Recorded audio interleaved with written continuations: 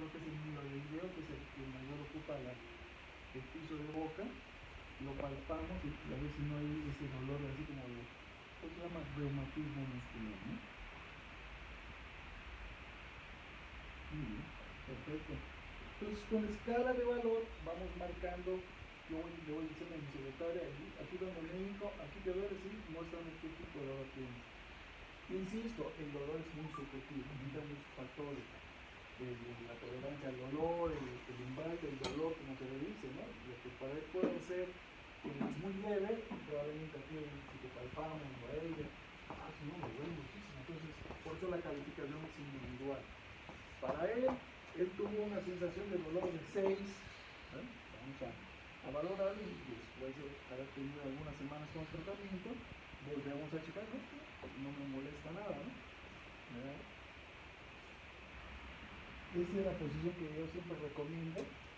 Con la mano izquierda pueden abatir ustedes siempre el arco superior y con la mano derecha cierra normal. Vemos cómo cierra. Y esta es una clase 2.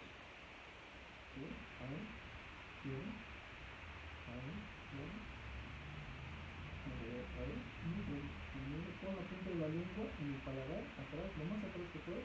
Vamos a ir cerrando despacito. Muy despacito, muy despacito, muy despacito. ¿Tienes algún diente por delante?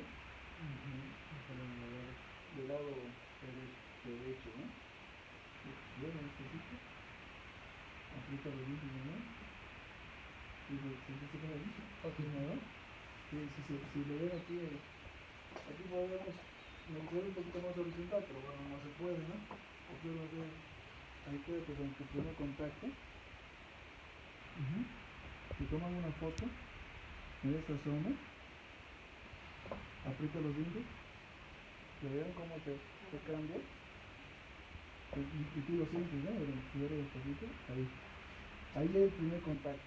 Vean cómo no interfieren los premolares. Aprieta.